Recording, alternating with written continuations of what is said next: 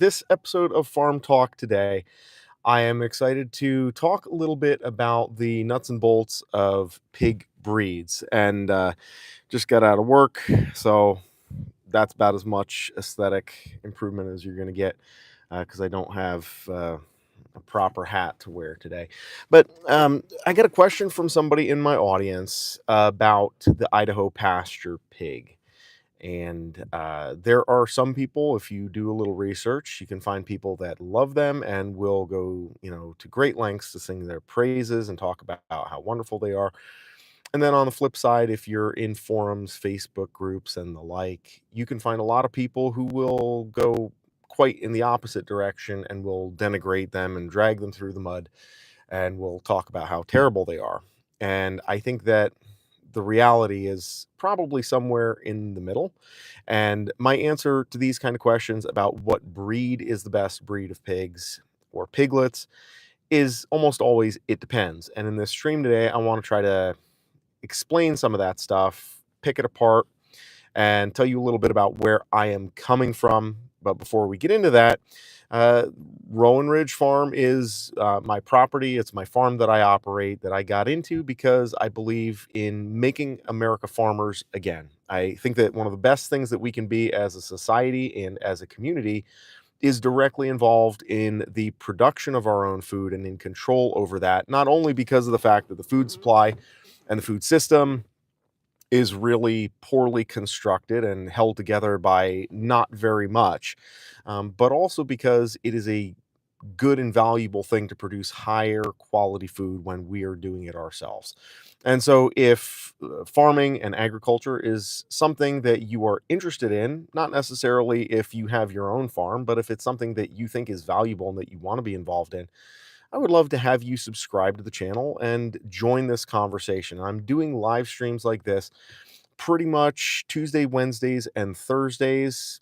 I post when I'm going to be doing them and if there's going to be changes to my itinerary, to my schedule. I try to check in and keep those things up front so that you're able to tell when I'm going to be going live and posting.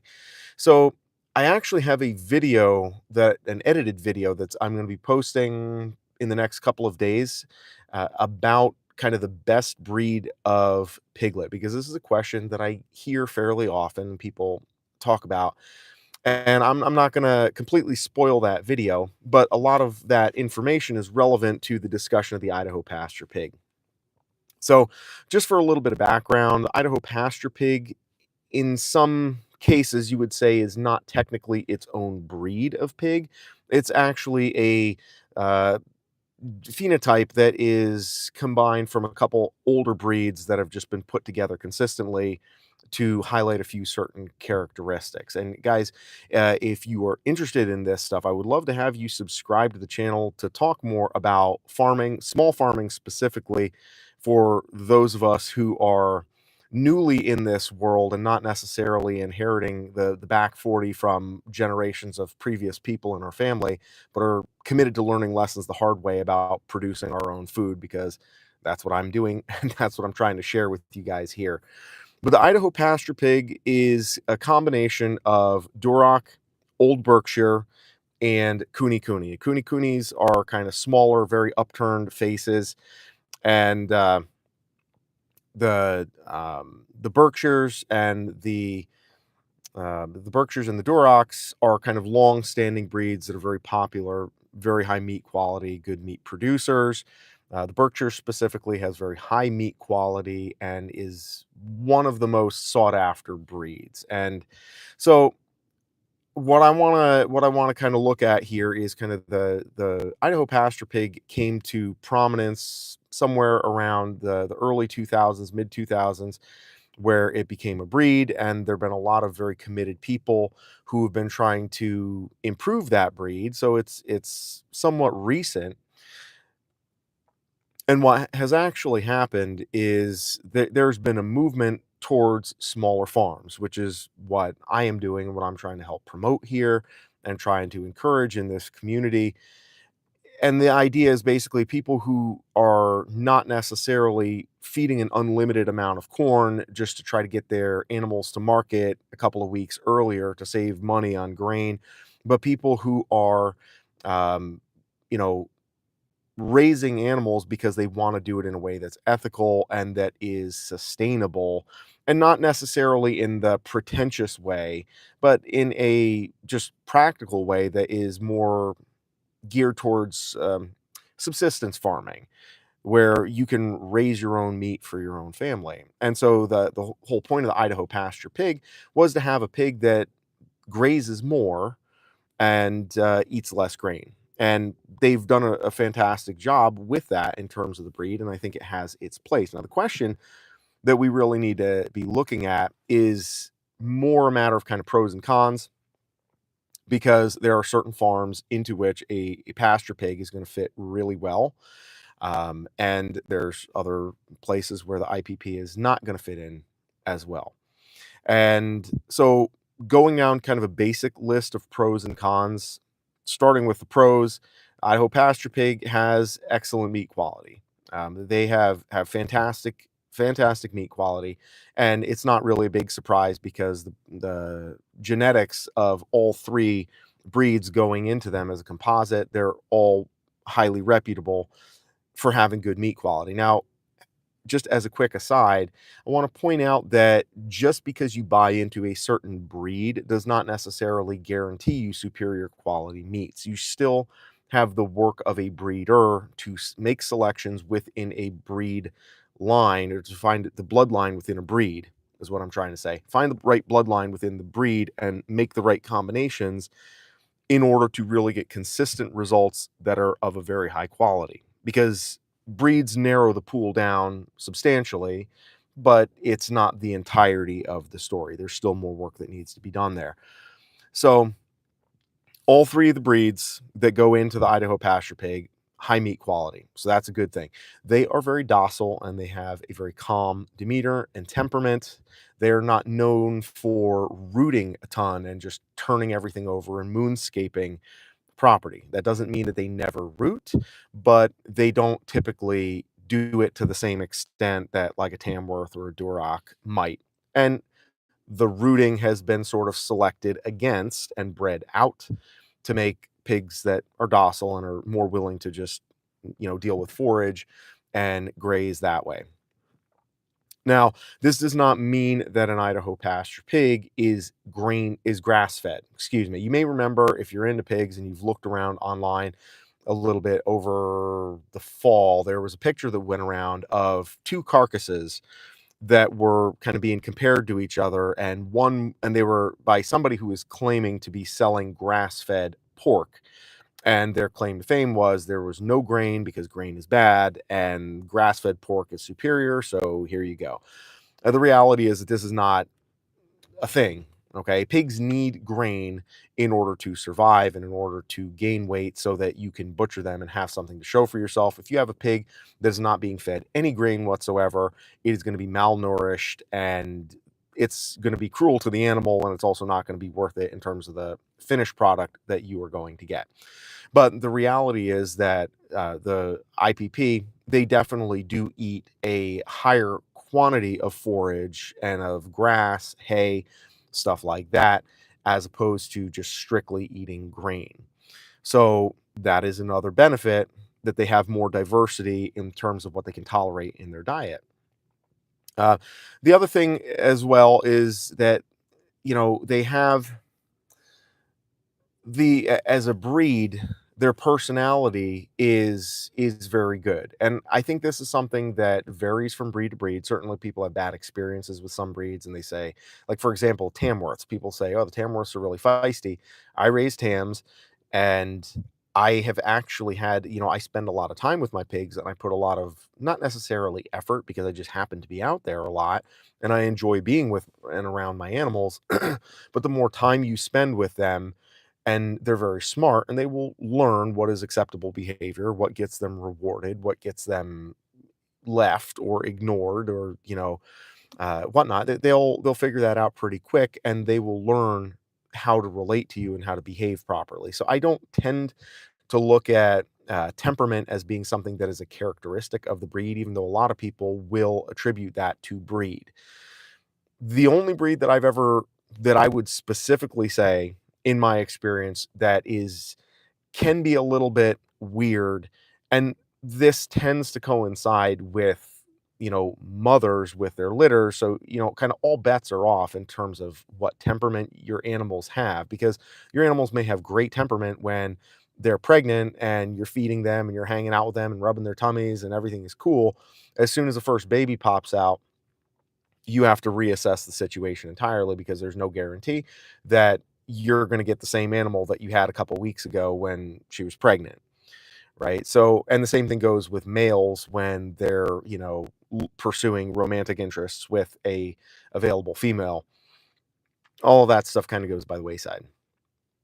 So, I look at the temperament and the personality as being sort of a zero sum. It could go either way. A lot of it has to do with how you socialize the animals.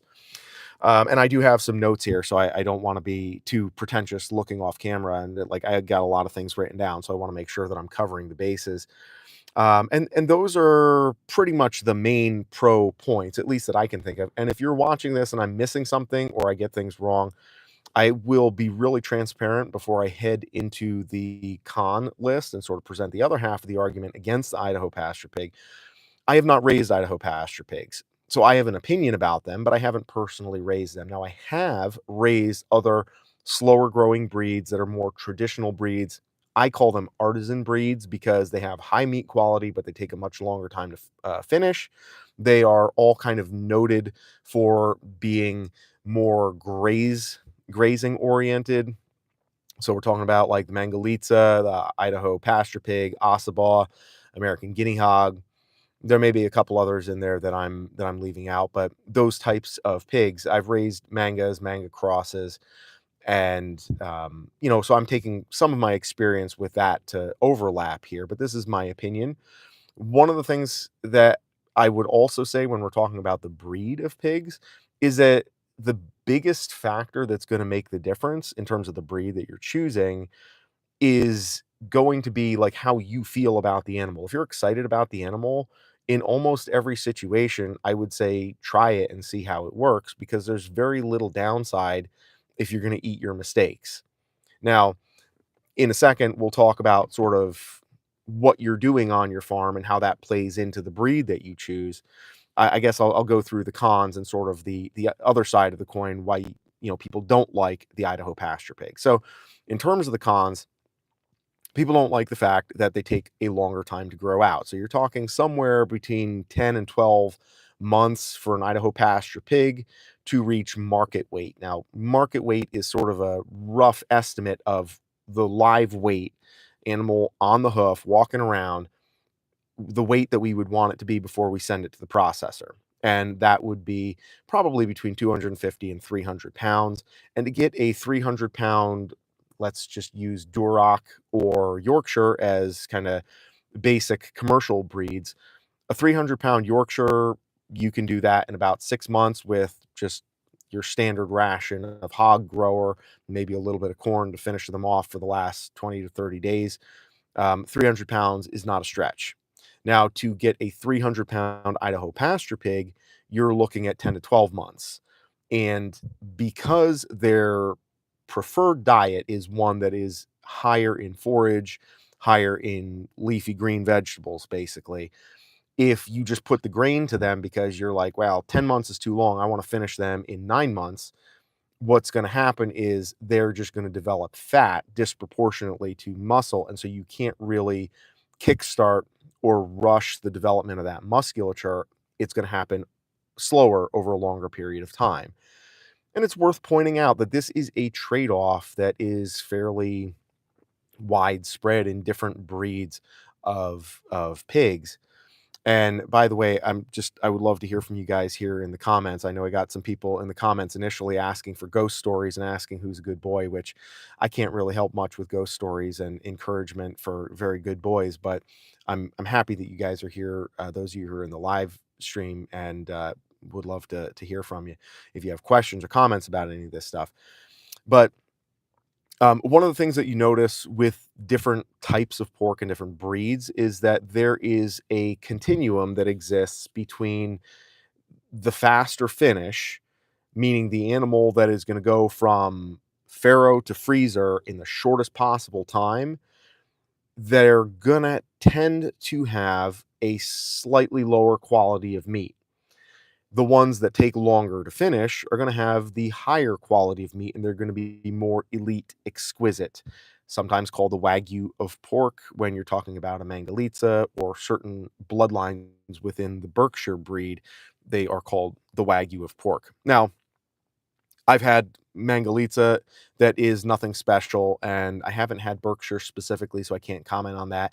But the bottom line is that, number 1, any pig that you raise in better conditions than what factory farms are doing is gonna be orders of magnitude better tasting and more impressive than anything you would ever buy in a grocery store. So, even, like, if you kinda get nothing special genetically, and you're just doing a good job keeping the animal clean, happy, getting it outside on some sort of forage, even if it's not pasture as such, even if it's up in the woods rooting around, somewhere where it can be entertained and be outside in the sun and the dirt, and you do that for a long enough time to bring that animal to market weight, not feeding it anything exceptional or extraordinary, you're going to have a fantastic product that if you've only eaten store-bought pork for most of your time eating pork, you're going to be blown away with the results. So I think that's a good baseline to keep in mind. It's kind of hard to mess up a decent animal that is raised in good conditions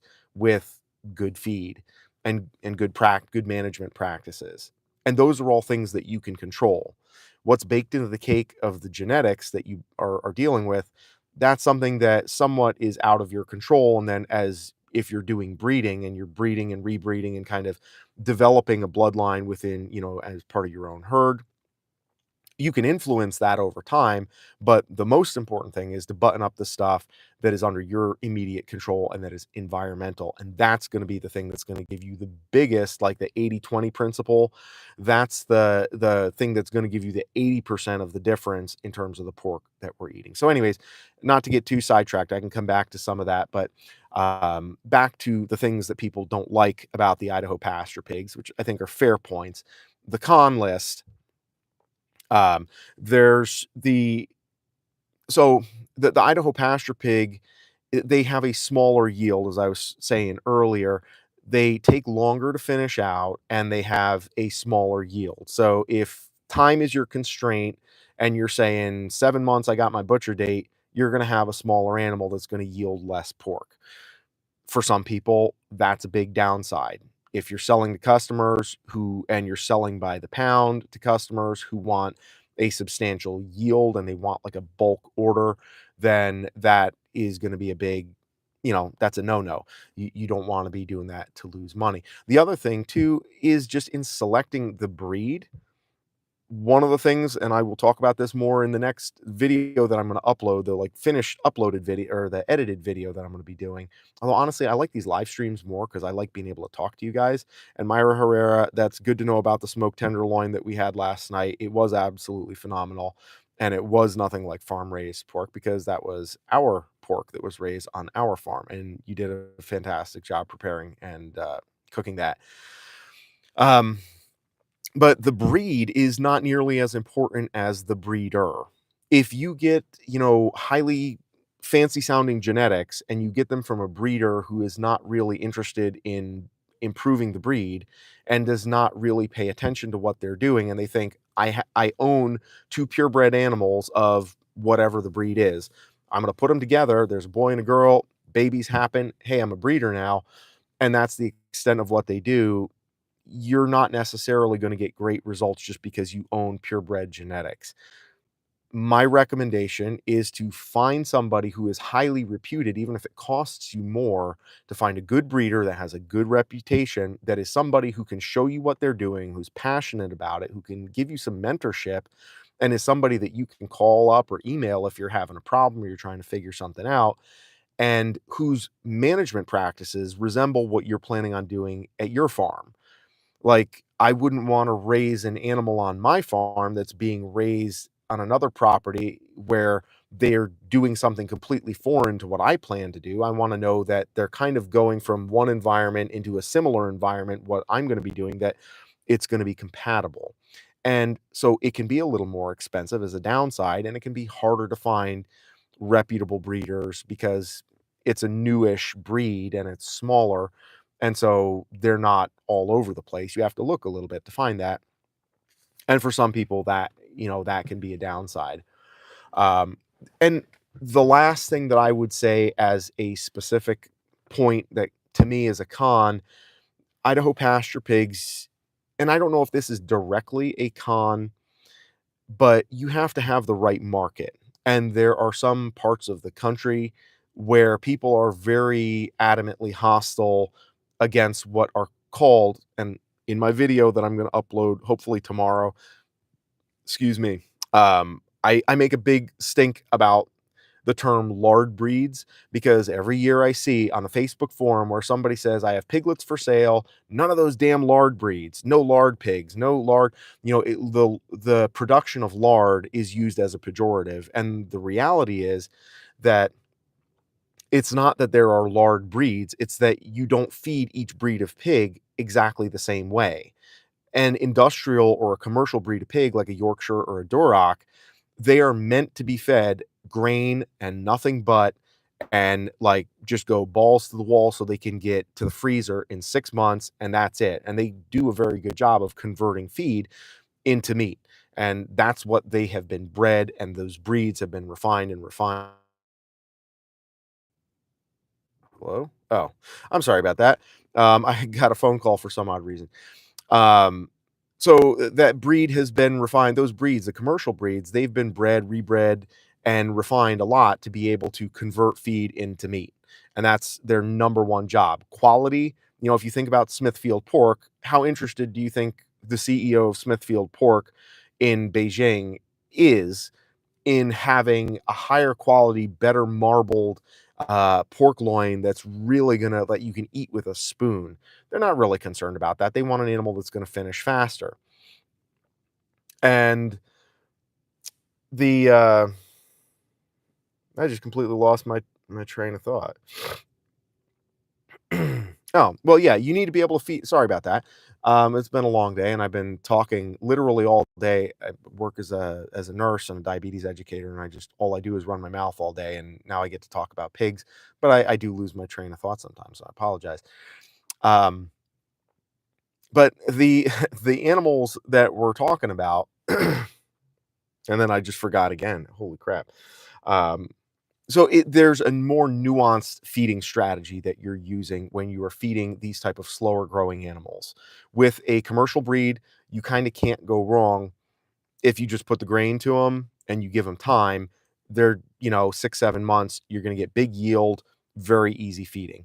With a more nuanced breed, like an Idaho pasture pig, like a uh, you could also include in that maybe the Gloucester Old Spots. You could include in that the American Guinea Hog, Ossabaw, Mangalitsa, any of those. The way that you feed them, you're much more conservative with the grain. Now, whatever you save in feeding less grain, it's not really less grain; it's less grain per month. So if, let's say, a typical Yorkshire is going to eat $50 of grain a month, they're going to finish and be ready to go to the freezer in 6 months. Hypothetical numbers. I'm just trying to keep the math simple, right? An Idaho pasture pig maybe only eats $25 worth of grain in a month. You're saving money, right? Well, if you have to raise it out for 10 to 12 months to get it to the same weight, to get the same amount of meat, you're just trickling out the same amount of money that you're spending on grain. So, but you do have to be more careful about the way that you're feeding that animal, and that you don't just dump a bunch of grain in front of it and call it good. You have to make sure that you are not overgraining it and that you're feeding it in a way that's going to actually help it develop and be fed in a more nuanced fashion.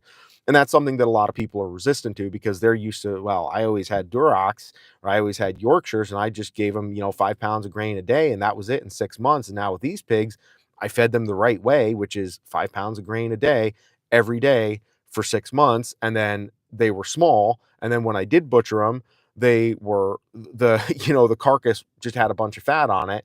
And what the hell, what a lousy pig, right? And that's the way people look at it, but they're not actually you playing the pig to its strengths. And to me, this type of pig, like an Idaho pasture pig, is very well suited to a small farm that is producing just for your own use, a subsistence farming or survivalist type of thing. One of the big advantages of a Mangalitsa or a Idaho pasture pig is that if the grain mills stop running, you can survive and you can go a lot further on a lot less commercially produced food, and so there's some value to that. Granted, you're not gonna necessarily get big hanging weights at the time of processing, but I would rather have, a smaller pig that can survive and reproduce and carry on and give you pork, even if it's in smaller quantities and you're not having huge animals when you're butchering them. I'd rather have that than have, an animal that just kinda peters out and they're not able to keep going because there's not enough food to sustain them, or at least not the right type of food if the grain mills stop running. And again, this is one of the reasons why I strongly recommend finding a breeder who can really elucidate the strengths of the breed, and then you can decide if that's right for you. Now, to me, I have not raised Idaho pasture pigs because I know what my buyers are looking for, and I'm not simply raising pork for my family. I am thinking about what my buyers are looking for, and so there is a market that I am serving, and I wanna be conscious of that, and in my area, the market for Idaho pasture pigs, people are fairly heavily prejudiced against them, and again, I don't think it's all necessarily rational, but that's kind of the way it is, and you have to deal with market forces. Again, now, if you are passionate about the breed and you think, no, this really is better, and I really think that this is like, I want to get in there and make a splash, and you do want to do some marketing, make sure that you start small enough and don't bite off more than you can chew. And what I see happening a lot of time, and this is where I would caution people with the more specialized breeds like Idaho Pasture Pig, Mangalitsa, Ossipoo, Mulefoot, American Guinea Hog, etc., is you wanna make sure that, a lot of people start out, "Oh, I'm just raising these pigs for the freezer." Then they miss their butcher date, and then they find out that one of their males actually, when they were being castrated, the person who was doing it didn't really know what they were doing, and they only cut one ball, and the remaining testicle that's inside that animal managed to impregnate one of the litter mates, and you went from, "Oh, I only have 2 pigs," to, "Well, now I have 12 pigs, and what am I gonna do with all these piglets? And now it's the fall, and I need to get rid of them." And so you're posting on Facebook saying, "I have a litter of Idaho pasture pigs for sale." And everybody is like, no thanks, because demand is low in the fall anyways, and nobody wants to buy piglets in New England in the fall, relatively speaking. And then also, the people that are looking for piglets are gonna be very much like, "Hell no, keep your fancy schmancy hipster doofus breed of piglets, we don't want that." And then all of a sudden, now you're stuck with a bunch of animals, and yeah, maybe they eat less grain, and that's helpful over the summertime, but now you have to get hay for them for the winter, you still have to get grain, now you're hauling water, and that's another thing to consider with kind of the time frame differences that we're talking about between, like, a commercial standard breed, like a commercial breed versus a, artisan breed like an Idaho pasture pig, is that, you know, if you're okay with taking a longer time for the animal to reach a larger weight, there's no reason why you can't get it up to weight. You just have to be willing to spend the time instead of spending the money on the grain. And that may mean that when, you know, my piglets that are born in March go to the freezer in October and it's a done deal and it's a wrap, you're still going to be feeding and watering your piglets in December and talking to the butcher about when they can get them in for processing. And that may be better, that may be worse, depending on what it is that you're trying to do. So, I really don't think that there is such a thing as a best breed or a worst breed. I think it comes down to knowing yourself, knowing what you're excited enough about to really build, to stand behind, and to build a market for. Because at the end of the day, I listened to a pig related, pork related podcast called The Pastured Pig with Troy McClung, I believe his name is. A shout out to Troy from Red Toolhouse Productions. I emailed you like 50 times, and I hope that someday I can come on your podcast and rant and rave about some of this stuff with your audience. And, you know,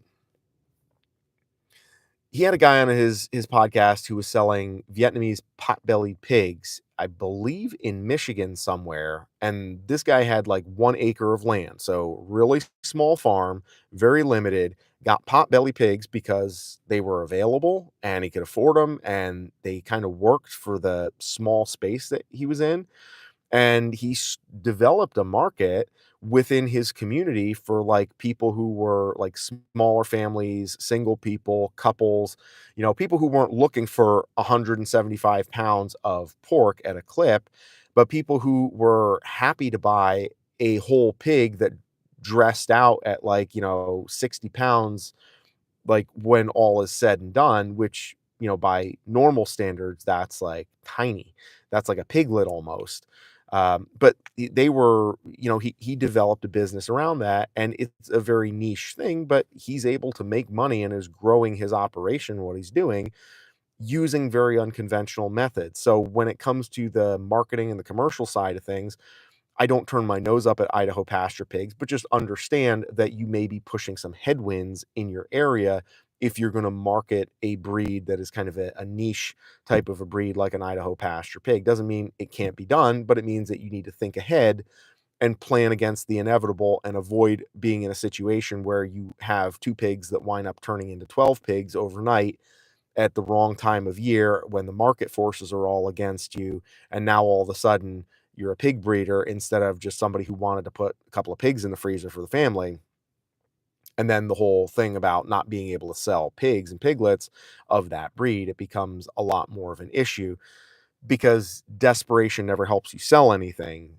And there are some times when that can happen, so you gotta think ahead about that and ultimately know what it is that you are doing, what you are trying to do, and if you're willing to take a little risk on it and eat your mistakes, Idaho pasture pigs can be really good, and I think at some point on my farm, I think I may try them. At this point, I have enough experiments going with different genetics and different breeds where I feel comfortable in with the experiments that I've done with the Mangalitsa crosses, and right now I cross Gloucester Old Spots with Tamworths, and I've done well enough there that I feel satisfied. At least my curiosity is satisfied at this point in terms of the Idaho Pasture Pig. But I'm curious in hearing feedback and like how this goes. If any of you guys are involved in working with IPP as a breed, and you can elaborate more on kind of my general specifics that I laid out here, I would love to hear from you in the comments or in the chat. I would love to have you guys subscribe to the channel so that we can build this community and help commiserate and encourage. I have more topics that I'm going to be live streaming about this time tomorrow and also Thursday. Going to be digging in a little bit to kind of some of the market forces that are challenging small farms and some of the problems with the food system, and how I think it is incumbent upon us to just start making America farmers again in order to improve our food supply, food system, as well as our society and our culture. There's a lot of good that can come from that I think we need to be doing. And ultimately, my my support for the Idaho pasture pig or recommendation against is ultimately what you feel is going to serve the needs of your farm. But you have to know, like, is it just you that you're producing for, or is it customers that you're producing for? And then if it's just you, understand that and make sure you're able to stay limited to production or to a number of animals that are just going to supply your family. Go the extra mile to find a reputable breeder, pay a little extra for good genetics that have been refined for several generations, where it's not, I just got my first 2 Idaho pasture pigs and they had a litter, and here's a couple of piglets, but try to find somebody who's been breeding them for a little while, has a couple generations, and can say where you can see the parents and the grandparents. That's a really important thing. A lot of times people are like, "Oh, do the piglets look good?" Well, maybe the piglets look good, maybe they don't look so good, but what you ought to be thinking about is I want to see kind of what the parents and the grandparents look like, because that's going to give me a lot more information about kind of how this animal is going to develop, more so than just the parents, because it takes several generations for a lot of those qualities to come through. And then beyond that, whatever you do with pigs, even if you get the most basic garden variety industrial breed like a Yorkshire, like a Duroc, or what have you, that's nothing fancy genetically speaking, there's no situation in which you are going to raise an animal outside on pasture where it's being cared for and managed properly, where it's going to be of lower quality than what you have bought in the store. Even like with the bare minimum of quality genetics in an animal, if you're able to raise it outside on pasture and you're able to keep it happy and comfortable and get it outside in the dirt, foraging and grazing, as well as, whatever ration of grain is appropriate to the specific animal and what you're trying to do with it, you're going to have a really good product that you're going to be really happy with. That's going to taste fantastic. And even though a lot of people hate on pigs that accumulate body fat, they call them lard pigs. I will rant about that specifically at a later time. But even though that is a thing that does happen, I would say you don't really know how to eat pork if you've never eaten like farm fresh pork before, because pork that's raised on pasture in the sunlight, foraging and grazing for a lot of its supplemental nutrition, the fat is actually where the flavor is held, and a pork chop should look a lot more like a Delmonico than it should like a dried out chicken breast, which is what you're used to seeing in the stores. So, based on that, if I didn't answer the question completely, I would love to hear about it in the comments. I'll be happy to respond. And I'm going to be streaming again tomorrow. I'll post up a post on my channel here telling you what I'm going to be streaming about tomorrow. And I kind of do that a day in advance so that way everybody has a little idea when I'm going on and what I am going to be talking about. I appreciate you guys tuning in and taking the time to um, entertain this conversation. I hope to see you around in future streams. Subscribe to the channel, like, comment, all that fun stuff. Let's work together to make America farmers again, because there's not too much better of a thing that we can pursue, I think, as a society and as a culture. So let's do that together.